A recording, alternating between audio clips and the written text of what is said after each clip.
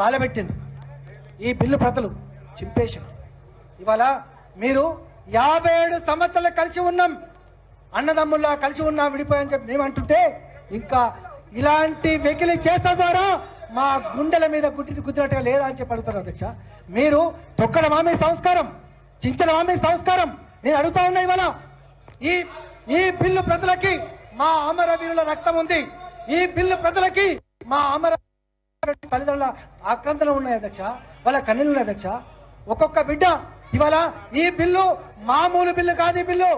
ఈ బిల్లు 60 ఒక రాష్ట్రం రావాలని, ఆ రాష్ట్రంలో మాకు ఉద్యోగాలు రావాలని, ఆ రాష్ట్రంలో మా పంట నీళ్లు రావాలని, దుబాయ్ బతుకులు పోవాలని, బొంబాయి బతుకులు పోవాలని, ఒక్క మాటలో చెప్పాలంటే ఆకలి కేకలు లేని, ఆత్మహత్యలు లేని ఒక సుసంపన్నమైన రాష్ట్రం చూడాలని చెప్పి మా ప్రజలంతా కూడా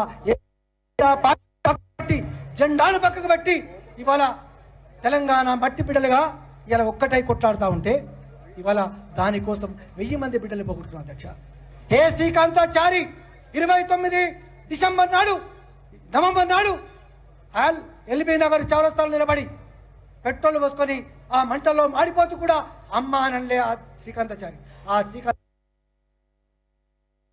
ఇక్కడ ఢిల్లీ సర్కారు తెలవట్లేదు, ఇక్కడ అమరత్వం దేశాన్ని తెలవాలని చెప్పి ఒక మీడియాకు ఒక ఉత్తరం పెట్టి, సోనియా గాంధీ గారికి ఉత్తరం పెట్టి ఏం రాసిన అధ్యక్ష ఆదిరెడ్డి, ఏ రంగారెడ్డి జిల్లాలో తెలంగాణ ఉద్యమం లేదని చెప్తారో కూతవేటు దూరంలో ఉన్న మంగళవారం అధ్యక్ష అయింది, రంగారెడ్డి జిల్లా మంగళవారం అధ్యక్ష. ఆ బిడ్డ పార్లమెంటు పక్కకే చెట్టుకు వేసుకొని ఈ దేశంలో ఉన్న మీడియాకి, ఈ దేశంలో ఉన్న ప్రముఖులకు ఉత్తరం రాసింది అధ్యక్ష. ఆ ఉత్తర సారాంశం ఏంటంటే, దేశంలో ఉన్న మేధావులారా, దేశంలో ఉన్న పాలకులారా, మా తెలంగాణ ఆక్రోశాన్ని ఆవేదన పట్టించుకోండి, తెలంగాణ బిల్లులు పార్లమెంట్లో పెట్టమని చెప్పి అన్నాడు అధ్యక్ష. మేము డెడ్ బాడీ కోసం పోయినాం అధ్యక్ష. డెడ్ బాడీ కోసం పోయి ఈ బిడ్డ అనాథ బిడ్డ కాదు, ఈ బిడ్డ తెలంగాణ ప్రజల బిడ్డ, ఈ బిడ్డ పక్షాన 4 కోట్ల తెలంగాణ ప్రజల కన్నీళ్లు కారుస్తా ఉన్నారు, ఈ బిడ్డ శవం కావాలని చెప్పి పోతే ఆ బిడ్డడి శవాన్ని అనాథ శవంగా మీరు మాటికి మీరు శ్మశాన వాటికి తరలించారు అధ్యక్ష. ఆ సందర్భంలో ఎంతమంది బిడ్డలు అధ్యక్ష. ఇవాళ వేణుగోపాల్ రెడ్డి వట్టిగా కాలితేనే అమ్మ అని అంటాం మనం అధ్యక్ష. అలాంటి వేణుగోపాల్ రెడ్డి అలాంటి విద్యార్థులు తెలంగాణ రావాలని చెప్పి మంటల్లో మాడిపోయిన అధ్యక్ష. ఉరికొచ్చే ట్రైన్ల కింద పడి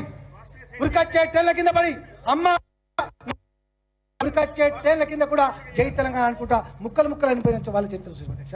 శ్రీకాంత్ ఎంటెక్ గొప్ప ఉత్తరం రాసిన ప్రధానమంత్రి గారికి, మీ యూట్యూబ్లో ఉంటుంది.